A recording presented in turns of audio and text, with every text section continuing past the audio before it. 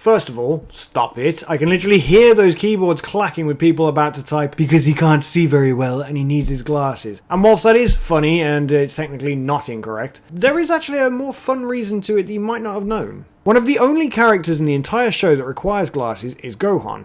And he's also the only Saiyan we canonically see with them. There's a brief stint of time, no pun intended, where Trunks wears glasses in GT, but it only occurs once, so do with it as you will. It's likely not to pop up again in future. So the glasses. Is it just an excuse to make Gohan look smarter, or is there actually a reason for this? You may have also associated it with the Clark Kent gimmick they were going for during the Great Saiyaman arc. But Gohan didn't actually wear glasses in that arc, so that kind of does away with that theory a little bit. The only glasses he wore in that arc were sunglasses to try and hide his identity during the World Tournament, but we didn't actually see him use reading glasses for a little while after that. And whilst both of the aforementioned things likely contributed to the eventual decision to give Gohan glasses, there's actually an in-universe reason for it too. And no, I'm not about to say it's due to his prolonged exposure to large flashing lights, although, once again, probably not untrue. However, the actual reason Gohan needs glasses is far more wholesome and is actually due to his grandfather. And no, not Bardock, but his maternal grandfather, the Ox King, or Gyumao,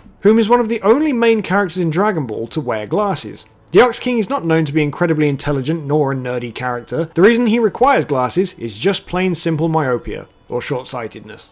Maybe long-sightedness, I don't really have those specifics in front of me, it could be either. Myopia, as a lot of you already know, is often hereditary, and so it makes a very natural link between the two of them. People often mistakenly attribute Dragon Ball GT for the reason that Gohan wears glasses. But it was in fact the end of Dragon Ball Z that first introduced the idea of Gohan wearing glasses. And again, when Toriyama did the handful of character designs for the beginning of Dragon Ball GT, Gohan's glasses stuck around. The requirement for glasses is one of Gohan's only handicaps, given his immense strength and potential as a hybrid Saiyan, and Superhero was one of the first times they actually ever played up to this. Dropping a Senzu bean and not being able to find it was easily one of the funnier parts of the film, and it also really works well with his character. It also half contributes to a retcon to suggest that this is one of the reasons why Gohan didn't catch Goku's thrown Potara to him during the Buu arc, and why it also took him so long to find it in the rubble. Beyond this, I know a lot of people are confused because turning Super Saiyan often fixes his visual issues, but this actually works pretty well for the Buu arc reasoning as well. Gohan may have had waning vision during his high school years, but due to his often utilised Super Saiyan form, there probably wasn't really much need to do anything about it, because he could just turn Super Saiyan if he really wanted to, especially when it comes to reading in the dark, because it would illuminate all the books around him as well, so honestly, Super Saiyan was just a kind of two birds one stone situation. But upon receiving the ultimate power-up from Elder Kai, which at the time negated his need to use Super Saiyan, meant he finally now needed to get his vision sorted. I for one would have liked to see Gohan in the Specsavers arc, but I do understand why it didn't make it to print. Some of you might not have found this tidbit particularly interesting, but for those of you that will have done, I just wanted to make this video for you. Plus I think it's quite a fun thing to talk about. We can always talk about all these villains and power levels and all these sorts of things, but it is also nice to sometimes just dip into the slice of life elements of the story and just delve into the little things that makes each of the individual characters tick. But anyway, if you enjoyed it, please remember to leave a like on the video as it really does help the video and the channel out, and please consider subscribing for more Dragon Ball content like this in future. I have also started doing live streams on Sundays and Wednesdays, but anyway, please be sure to check those out as they're good fun. Anyway, until next time, bye!